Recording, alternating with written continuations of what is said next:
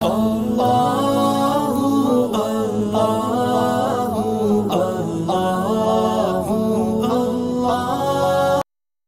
اللہ الرحمن الرحیم۔ جنت والے اعزاز و اکرام کے ساتھ کھائیں گے، پیئیں گے، کھانے پینے میں بھرپور لذت محسوس کریں گے، اور ان کے طعام و شراب کا پیشاب پاخانہ نہ بنے گا۔ یہ عجیب و غریب بات ہے کہ کھائیں گے بھی، پیئیں گے بھی، اور کھانا پینا بھی کیسا ہوگا؟ لذت والا ہوگا۔ ایسا نہیں بھی نمک تیز ہو گیا، مرچ کم ہو گئی، نہیں، بھرپور لذت والا کھانا ہوگا۔ اور اس کھانے کے بعد انسان کو دنیا میں تو عام طور پر تقاضا ہوتا ہے، لیکن وہاں پیشاب پخانے کا کوئی تقاضا کھانے پینے کے بعد جنتی کو نہیں ہوگا۔ یہ پیشاب پخانہ گندگیاں ہیں، نجاست ہے، گندی چیزیں ہیں۔ جنت تو پاکیزہ جگہ ہے، تو وہاں گندگی کا کوئی مطلب ہی نہیں۔ اللہ نے اس کا نظام بنایا ہے کہ پسینہ آ جائے گا، اس سے کھانا ہضم ہو جائے گا، ڈکار آ جائے گی، اس سے کھانا ہضم ہو جائے گا۔ پیشاب پخانے کا وہاں نظام نہیں ہوگا۔ سورہ صافات میں اللہ کا ارشاد ہے، اولئک لہم رزق معلوم فواکہ وہم مکرمون فی جنات النعیم علی سرر متقابلین۔ ان کے لیے رزق معلوم ہے، یعنی میوے، اور وہ بڑی عزت سے آرام کے باغوں میں آمنے سامنے تختوں پر بیٹھے ہوں گے۔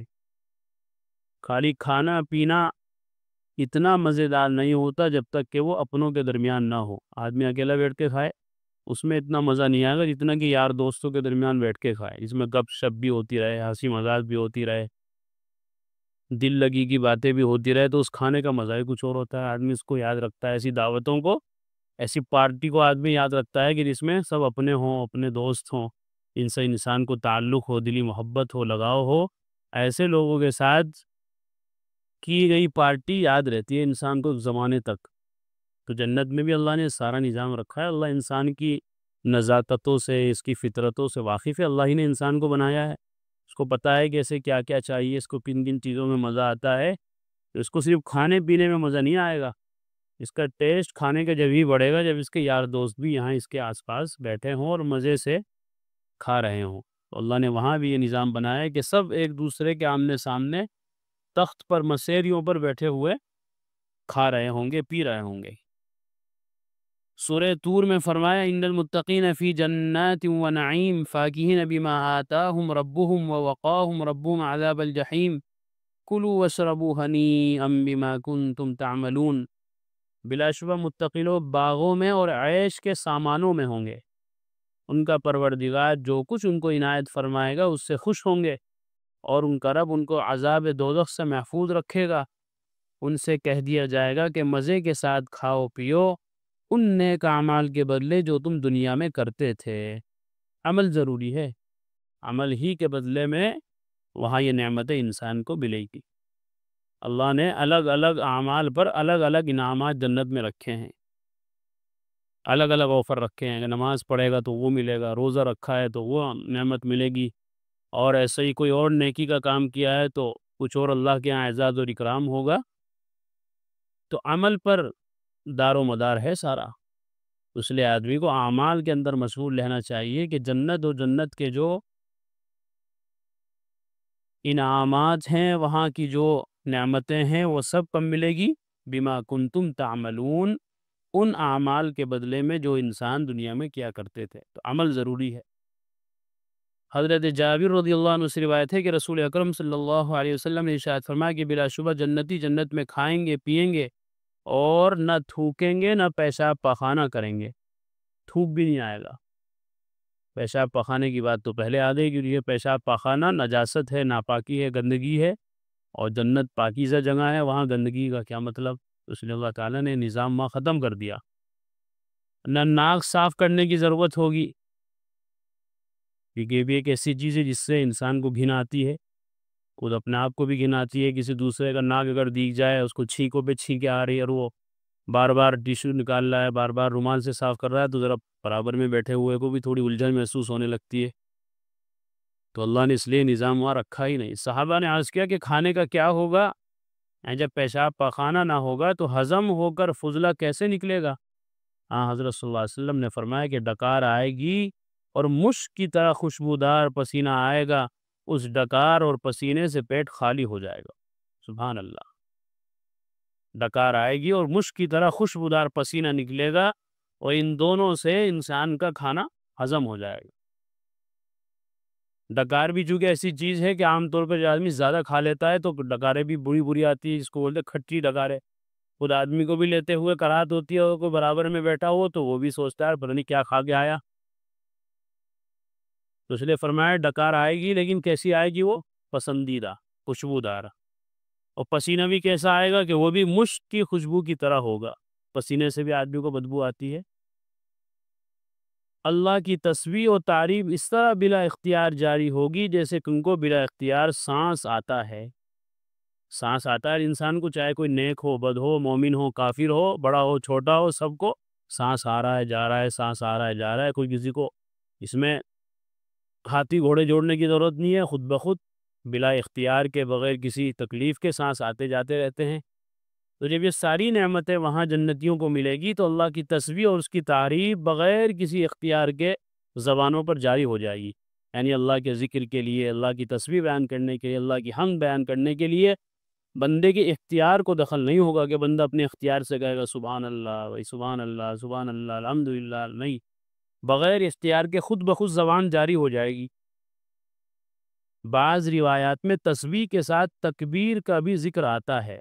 اتنی بڑی بڑی نعمتیں اللہ جب دیں گے تو آدمی کے ہوش اڑ جائیں گے کہ ایسا نظام، ہم تو سوچتے تھے دنیا کے اندر جو ٹیکنالوجی ہے، سائنس بڑھ رہی ہے دن بدن، ہم سمجھتے تھے کہ یہی پتہ نہیں کیا ہو گیا دنیا میں، یہ گویا کہ سب سے آخری ترقی ہو گئی، اس سے بڑی کوئی ترقی نہیں ہو سکتی۔ لیکن جب اللہ کے یہاں کی ٹیکنالوجی دیکھیں گے، وہاں کی سائنس دیکھیں گے تو یہ دنیا کی ساری سائنس پر پانی پھر جائے گا، خیال میں بھی نہیں آئے گی، یہ اتنی کمزور اور معمولی چیز نظر آئے گی یہاں کی یہ ساری ترقیات کہ آدمی کے دل و دماغ پہ بھی نہیں گزرے گی کہ وہاں میں کسی ترقی میں ہو کے آیا ہوں اور زندگی گزار کے آیا ہوں۔ ایسی ترقیات ہوگی وہاں، ایسی زبردست اللہ کی ٹیکنالوجی، انسان کو حیران کرنے والی۔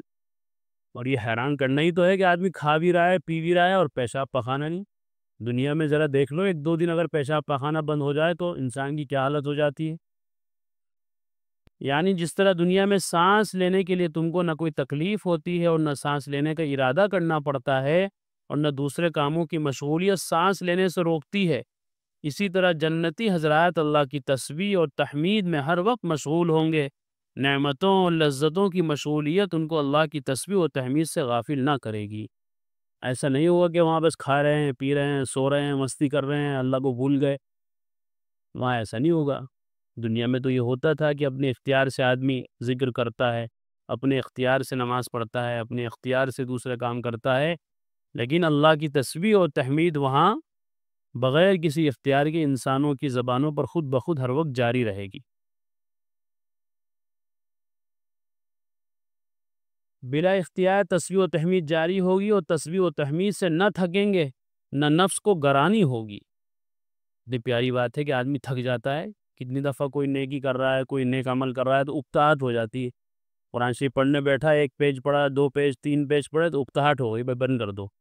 نفلیں پڑھی، 2 رکعت 4 رکعت تو اکتاہٹ ہو گئی کہ چلو یار پھر پڑھیں گے۔ ذکر کیا، ایک تسبیح دو تسبیح پوری کی تو اکتاہٹ ہو گئی، سستی آنے لگ گئی، چلو پھر رہنے دو پھر کریں گے۔ لیکن وہاں ایسا نہیں ہوگا، نہ تھکاوٹ ہوگی اور نہ کسی قسم کی کوئی بوریت ہوگی، کسی کو آدمی بور ہو جائے، گرانی بھی نہیں ہوگی نفس پہ۔ صاحب فتح الباری لکھتے ہیں کہ اہل جنت کی زندگی کا ذریعہ تسبیح الہی کو بنا دیا گیا ہے۔ اس طرح دنیا میں سانس لے کر جیتے ہیں، اسی طرح وہاں خدا کی تسبیح سے زندہ رہیں گے۔ وہاں کا سانس لینا اللہ کی تسبیح بیان کرنا ہوگا، ہر سانس جو آئے گا اس میں بھی اللہ کا ذکر، جب سانس واپس جائے گا اس میں بھی اللہ کا ذکر۔ اور وجہ اس کی یہ ہے کہ جنتی حضرات کے قلوب، ان کے دل اللہ تعالیٰ کی معرفت سے منور ہوں گے اور اس کی محبت سے بھرپور ہوں گے، اور یہ محبت یاد محبوب کا ایسا نشہ پلائے گی کہ بلا اختیار مشغول ذکر ہوں گے۔ دنیا میں بھی جب آدمی کسی چیز سے محبت کرتا ہے، بہت زیادہ لگاؤ رکھتا ہے، تو بہانے بہانے سے اس کو یاد کرتا ہے، لوگوں کے سامنے بھی اس کے ذکر کرتا پھرتا ہے کہ یار اس کی آنکھیں ایسی ہے جیسے اس کی تھی، اس کے کپڑے ایسے لگتے ہیں جیسے اس کے تھے، اور اس کا چلنا ایسا ہے جیسے کہ اس کی چال تھی، اور یہ ایسے کھاتا پیتا ہے جیسے وہ کھاتا پیتا تھا، اس کی بول چال بالکل ایسی لگے جیسے اس کی بول چال تھی۔ یعنی آدمی ہر بات میں اپنے اسی محبوب کا ذکر کرتا ہے جس سے اسے دلی تعلق ہوتا ہے۔ وہ یہاں تو سب سے زیادہ تعلق جنتیوں کو جو ہوگا وہ اللہ کی ذات سے ہوگا۔ تو لہٰذا وہ ہر وقت اللہ کا ذکر، اللہ کی تسبیح و تحمید ایٹومیٹک سانس پر جاری رہے گی۔ فائدہ، بخاری شریف کی ایک روایت میں جو پہلے بھی گزر چکی ہے کہ یسبحون اللہ بکرۃ و عشیہ، یعنی اہل جنت صبح و شام اللہ کی تسبیح بیان کریں گے، اور یہاں فرمایا کہ سانس کی طرح ہر وقت تسبیح جاری ہوگی۔ اس کے متعلق بعض شرائع حدیث سے نقل کیا گیا ہے کہ صبح شام کے ذکر کرنے سے ہر وقت ذکر کرنا ہی مراد ہے، لہذا دونوں کا مطلب یہی ہوا، لیکن حدیثوں کا طرز بیان بتاتا ہے کہ اپنے اختیار سے تو صبح و شام تسبیح میں مشغول ہوں گے، اور بغیر اختیار کے تسبیح ہمیشہ ہر وقت جاری رہے گی۔ تو اس توجیہ کی تائید و تصدیق اس سے ہوتی ہے کہ جہاں صبح و شام کا ذکر ہے وہاں فعل یسبحون استعمال فرمایا ہے جس کا فاعل اہل جنت ہیں، اور جہاں بغیر اختیار سانس کی طرح تسبیح کا ذکر ہے وہاں یلہمون فعل مجہول ذکر کیا گیا ہے۔ یوں سمجھیے کہ گو بغیر اختیار بھی تسبیح جاری ہوگی، لیکن خود اپنے اختیار سے بھی صبح شام ذکر میں مشغول ہوں گے۔ ایک تسبیح و تحمید تو اللہ کی وہ ہوگی جو ہر وقت زبان پر جاری رہے گی، اور انسان کو خود بھی شرم آئے گی، یار ہم اللہ کی اتنی نعمتیں کھا رہے ہیں، اتنے مزے لے رہے ہیں، اللہ نے اتنا بڑا انعام کیا ہے، تو ہمیں بھی تو اپنی زبان سے کچھ کہنا چاہیے۔ تو کبھی انسان کی یہ تسبیح اپنے اختیار سے بھی ہوگی، اپنی مرضی سے بھی ہوگی، تاکہ تسبیح اختیاری کی لذت سے محروم نہ رہیں، اور اگرچہ وہاں عبادت و ذکر و طاعت کے مکلف نہ ہوں گے، مگر ان کی شرافت نفسی و سعادت ابدی یہ گوارا نہ ہونے دے گی کہ اپنے محبوب اور منعم اور محسن کی یاد کے لیے باقاعدہ بالاختیار وقت نہ نکالیں۔ یعنی وہاں اگرچہ نہ نماز ہوگی نہ روزہ، یہ تو سب دنیا کے اعمال ہے، یہ سب کا مکلف انسان کو دنیا میں بنایا گیا ہے، آخرت میں نہیں۔ وہاں تو آخرت میں تو جو اعمال یہاں کیے اس کی جزا ملنی ہے، اس کا اجر و ثواب لوٹنا ہے، وہاں تو عیش مستی کرنی ہے بس۔ لیکن خود انسان کو اچھا نہیں لگے گا یہ کہ اللہ تعالیٰ اتنے انعامات کی بارش کر رہے ہیں اور ہم نہ نماز پڑھ رہے ہیں یہاں، لہٰذا وہ اپنی مرضی سے نماز بھی پڑھ لیں گے وہاں، اپنی مرضی سے، اللہ کا حکم نہیں ہوگا۔ اللہ کا حکم تو دنیا میں ہے بس، وہ تو بندے نے پورا کر دیا، اس کے بدلے میں جنت مل گئی، وہاں کی نعمتیں مل گئی۔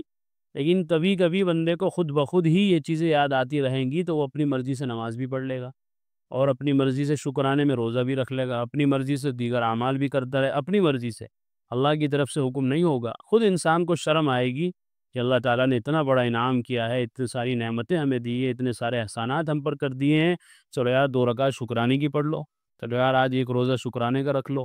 خود انسان کی شرافت اس بات پر انسان کو ابھارے گی۔ اللہ تعالیٰ ہم سب کو جنت والے اعمال کرنے کی توفیق عطا فرمائے۔ آخر دعوانا الحمدللہ۔ قرآن کریم میں اللہ تعالیٰ فرماتے ہیں الا بذکر اللہ تطمئن القلوب، کہ سن لو، اچھے سے سمجھ لو، اللہ تعالیٰ کے ذکر ہی سے دلوں کو اطمینان نصیب ہوتا ہے۔ یعنی اللہ تعالیٰ کے جو انعامات و احسانات و اس کی نوازشیں ہم پر ہیں، اگر ہم ان کو یاد کریں گے تو ہمارے بے قرار دل کو قرار آ جائے گا، سکون مل جائے گا۔ اگر ہم چاہتے ہیں کہ ہمارے دلوں میں سکون آئے، اطمینان نصیب ہو، تو اس کا ایک واحد علاج اور ایک بہترین دوا یہ ہے کہ ہم فوراً اللہ کے ذکر میں مشغول ہو جائیں۔